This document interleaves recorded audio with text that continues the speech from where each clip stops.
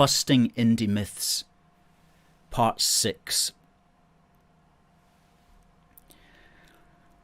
Scottish nationalists will say that if they got separation, the SNP would disband.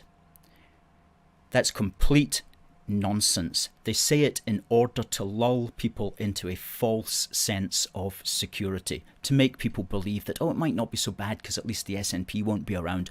On the contrary, the SNP will continue to be around, it will be more powerful, and it will be more dominant. And the reason for that is for at least 4 political facts of life. 1, the SNP is a multi-million pound machine. Okay, it pays well-paid political careers to politicians and hangers-on. The idea that these people are just going to throw in the towel at the moment of their greatest triumph is absurd. On the contrary, there will be an influx of hundreds of people wanting a piece of the action and a piece of the money. So it's not going to disband for that reason. Secondly, the SNP would very quickly become the true church of Scottish politics and the guardians of the revolution. Now, what do I mean by that?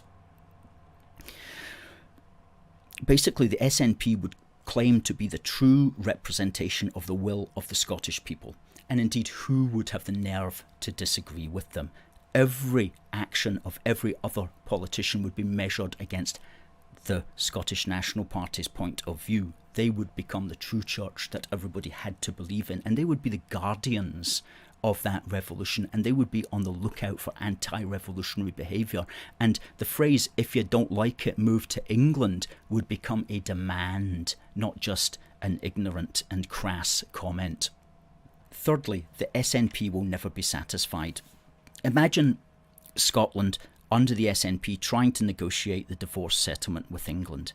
Okay, it would last for years and years and years. Some of them are still complaining and are still uptight about the Union of 1707. You can still see them writing letters to the national newspaper complaining about that. So clearly, if they got their separation, they would be talking about it and arguing about it for hundreds of years to come. So they're always going to have a role to play in complaining about things. The SNP will never be satisfied. That's another reason why it's going to continue to exist, even after such a terrible thing as separation. And fourthly, and most importantly, independence or separation will not make England go away.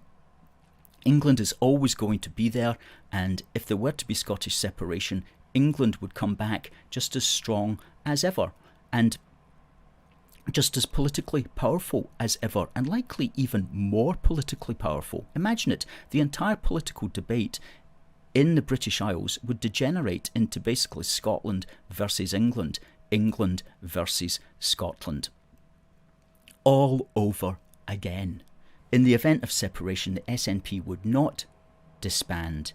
It would continue to be dominant. It would continue to be even more powerful than ever, and that's a very scary thought. But, you know, there's always going to be a significant minority of people in Scotland who want separation from the rest of the United Kingdom. So what's the answer? And the answer is, as we say in our magazine here, in Union Heart, concentrate on the big British picture. Let's realise the danger of removing us all, Scotland, England, Northern Ireland and Wales, from the big British pond that we all swim around in and rub along in together. Let's realise the danger of that, and let's realise that we've got more in common than what divides us, and that our political institutions should represent that fact. And so politically, that means, as we say in our magazine, working continually to promote the values of solidarity over separation and of unity over division. To always seek to do more together. Always seek to do more together, as we say here in our magazine, do more together.